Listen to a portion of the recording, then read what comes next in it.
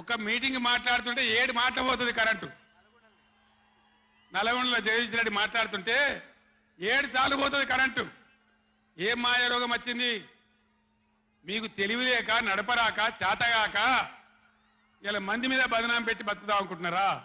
అట్లా కాదు బిడ్డ, జాగ్రత్త. బతకనీయం, ఎంబడబడతాం, వేటాడతాం.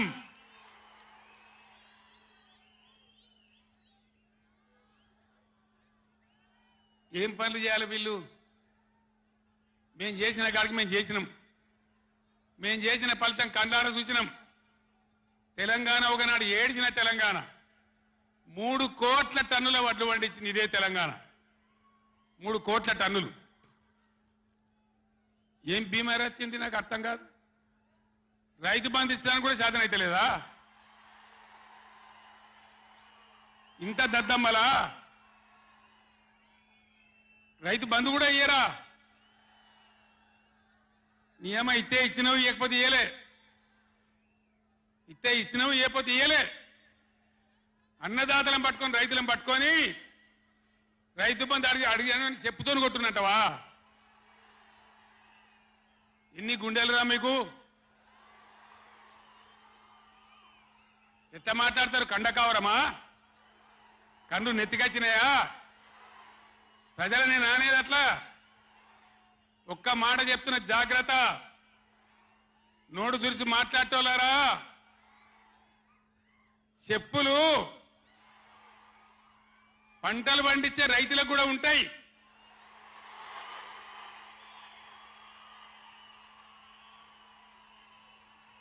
రైతుల చెప్పులు ఎట్లుంటాయి?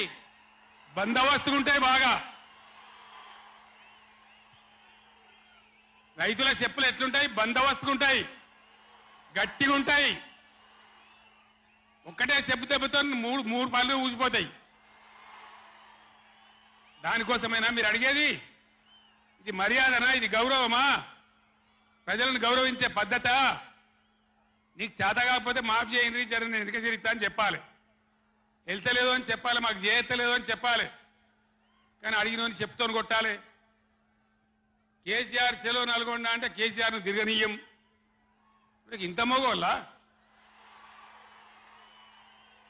కేసీఆర్ను తిరగనియారట. తెలంగాణ తెచ్చిన కేసీఆర్నే తిరగనియారా? ఏం చేస్తారు? చంపేస్తారద్దా? చంపుతావా? దా ఏర్పాటు చంపుతావు దా? కేసీఆర్ని చంపి మీరు ఉంటారా? ఇది పద్ధత?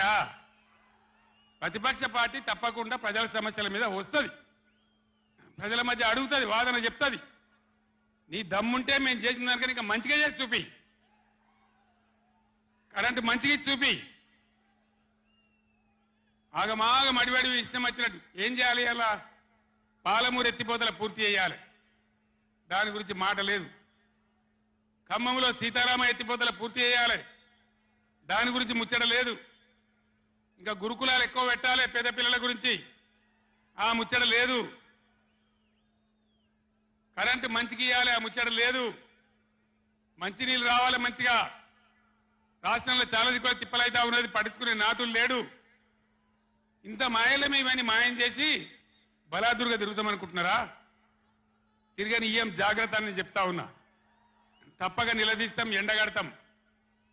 ఇంకో మాట, ఈ ప్రభుత్వాన్ని, ఈ నల్లగొండ సభ నుంచి నేను హెచ్చరిస్తా ఉన్నా. ఇవాళ గోదావరికి ప్రధానమైన ఉపనదే ప్రాణహిత నది. ఇవాళ కూడా 5,000 క్యూసెక్లు నీళ్ళు వస్తూ ఉన్నాయి. అవి ఎత్తిపోయాలి, ఎల్ఎండి ఎంఎండి నింపాలి, రైతులకు నీళ్ళు ఇవ్వాలి. కానీ ఏం చేస్తారు? మేడిగడ్డ పోతాము, బూరుగడ్డకు పోతాం, బొందలగడ్డకు పోతాము. ఏ తోకమట్టున్నది మేడిగడ్డ అక్కడ. మీ బండారం బిడ్డ ఈ స్టేజ్ మీద కూర్చున్న నాయకుల మీద అవుతున్నాము. ఈ అసెంబ్లీ అయిపోయిన తర్వాత మేము కూడా అడిగి పోతాం, మీ చరిత్ర మొత్తం ఎండగడతాం.